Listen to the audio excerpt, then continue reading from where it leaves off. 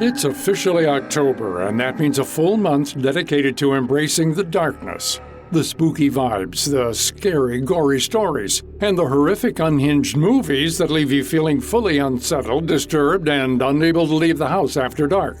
For fans of horror, this is all part of the enjoyment, and right now is peak season to cozy up and dig into old and new favorites. If you're not a fan, it can be hard to understand why people gravitate towards these fear-inducing stories.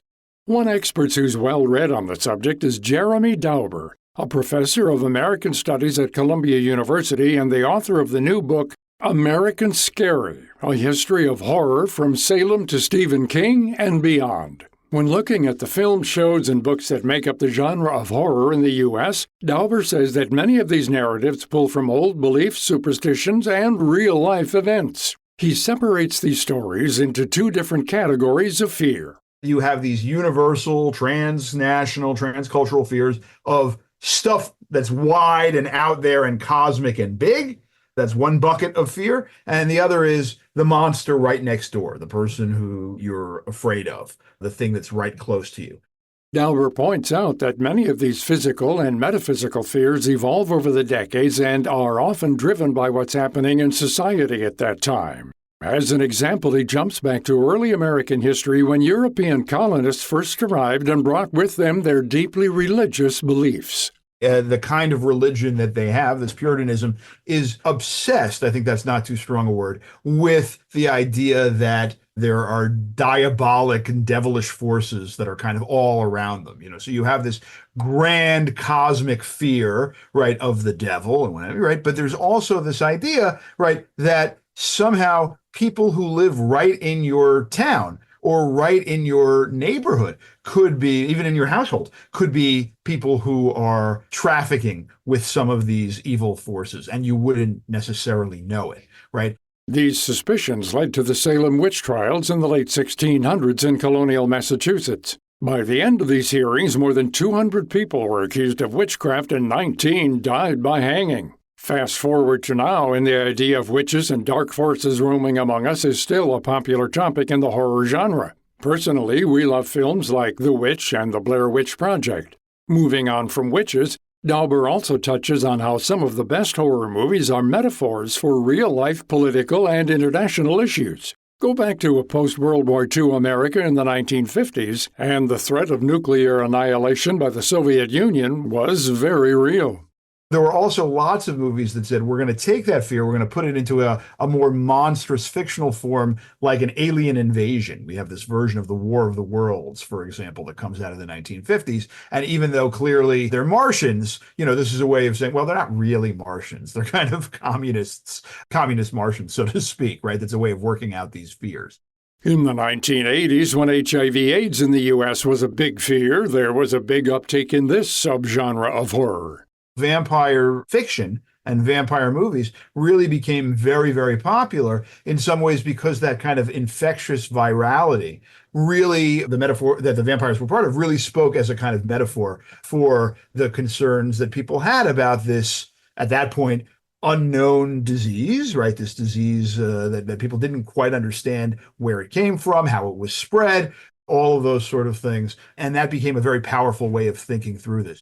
And the image of what a vampire looks or acts like has also changed over time. Those of us who are older may imagine Count Dracula in a black cape with a pale white face and piercing red eyes, but for the younger generation, many see a younger, sexier vampire like Edward Cullen from the Twilight series or Eric Northman from True Blood.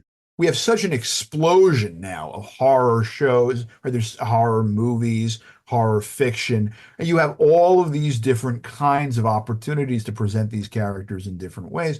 And you can have these romances, you can have these paranormal romances, where the vampire becomes a kind of very different sort of figure than simply the kind of old-fashioned tuxedo and cape figure from the 1930s and the 1940s. And that's interesting to kind of track. Whether it's movies about zombies or murderous killers, it's the directors and writers who transform these characters into something new. Some of the best directors in the genre, like John Carpenter and Wes Craven, have created series that have spanned decades. Today, there's new up-and-comers like Jordan Peele. You might be familiar with some of his hits like Us and Get Out. what Peele is doing, and he's not the first person ever to have harnessed horror and social criticism or social satire, but he's really doing it in a way that is sort of, I think, very powerful, very profound, and very much speaks to our present moment, to a particular moment, which is our present. And Peele, of course, gets his background in comedy, right? He was, before he became this sort of incredibly and deservedly lauded director of horror movies, right? He was part of this Comedy Central sketch show, Key and Peele. And what he really is able to do is to present this horrible story in a movie like Get Out of body snatching and, predation and racism, right? With a kind of satiric eye. I think, he's got an amazing vision and an amazing mind. And, all of the movies that he's directed so far have been illuminating and interesting and often quite scary, which is nice if that's what you like. And I certainly do. If you love horror like we do, this month is all about revisiting some of our favorites. So, what's a top recommendation from Dauber? He highlights an old-school American film from the 50s called The Night of the Hunter, which is based originally, with a lot of changes, on an actual true-life Lonely Hearts Killer, right? But it is turned in the hands of this director, Charles Laughton, into something which is kind of a dark fairy tale of the American condition. And I think that if you see it, and you see this Robert Mitchum chasing and these two children, essentially, for reasons that I will not go into, you'll have to see it. It is not a forgettable movie, and I highly recommend it and envy anyone who watches it their first viewing.